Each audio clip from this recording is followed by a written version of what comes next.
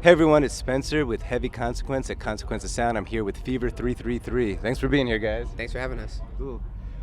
So I met with Tom Morello yesterday. He played the festival yesterday, and kind of posed the question of, with the Trump administration in office, it would be like a prime time for Rage Against the Machine to return. Yeah.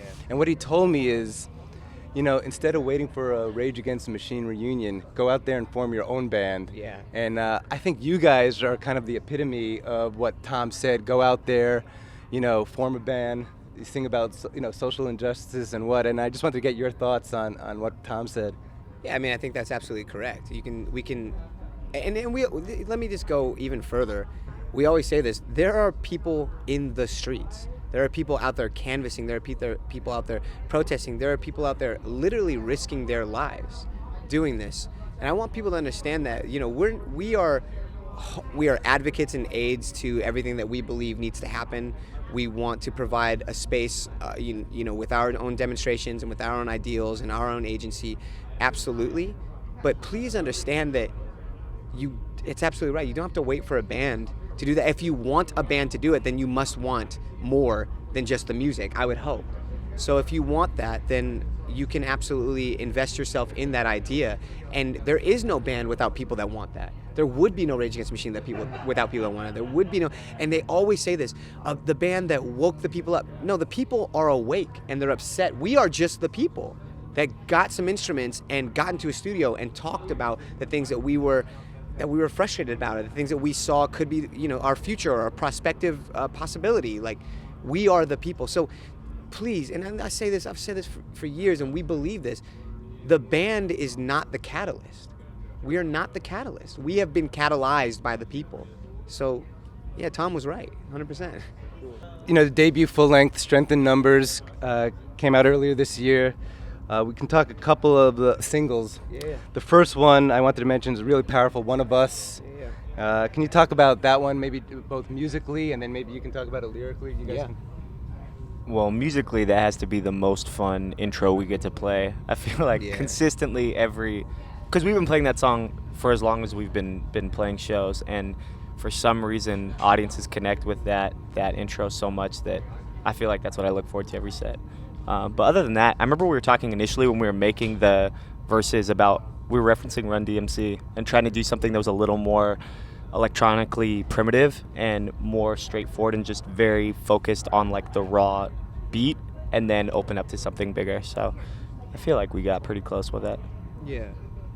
I mean, the song is just, it's quite literally, it's just about talking about creating a space, you know what I'm saying? Like a space where we can all exist. And I don't mean this like in a, overly harmonious, way. I just mean understanding that disparity is there. Differences are there.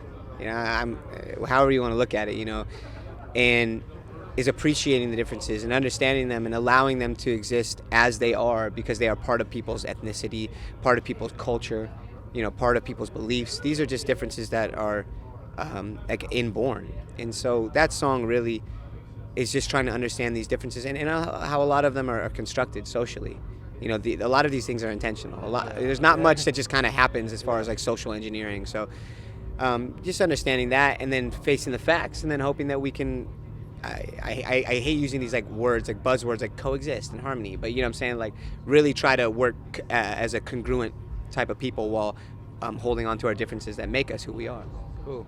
And the other song, the first single was Burn It. Really explosive song.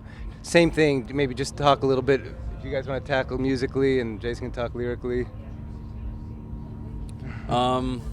Musically, I think that might be my favorite song to play, just because I think it's like a really cool opener, not just because of how it sounds, but just like even just the subject matter. It's just like, for it to be the first song we play, it's just like so perfect. And writing it was fun. I don't know, man. Like, I don't even know technically what more I could say about it other than it's just tight. It's talking about truly, sometimes when you destroy something, it's necessary. Anything from like your own ego to a system that is really sort of plundering people around you or yourself. So when when we say burn it down, it's, that's supposed to speak on trying to take things and boil them down to their simplest form and then rebuild and figure it out again. And I think that in a lot of ways, sometimes when people get offended or when they feel confronted when we're talking about Black Lives Matter, we're talking about trans rights, we're talking about queer rights, we're talking about women's rights, people feel confronted because they feel as though their own rights that are usually privileged rights are going to be mitigated or muted. But sometimes you have to specifically call out the things that are degenerative to other cultures or people or sections of society. So that whole song is about calling it out, and then if you must, destroy it and figure out a better way. Cool. And Jason, this one's for you. I mean, you had established a nice career and a good following with Let Live, and 15 years in that band. What was the kind of impetus behind just saying, hey, I'm going to put this to bed for now and just start this new outfit? The actual nucleus of the project. I think that we had to be very, very ostensible, very glaring in what we wanted to say and what I was feeling at the time.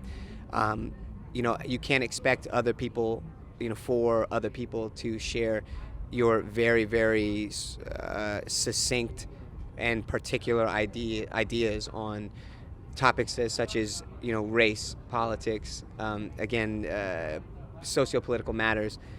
And so with that, I felt as though for me personally, and activist-wise and artistically, I really wanted to do something that is this, and I could not ask or force other people to do that. The boys in Let Live. So, and I felt as though it was really time for me to move forward in this project because, again, as you stated in the very beginning of this interview, right now is one of the most volatile times politically, sociopolitically, societally that I'm aware of in my existence.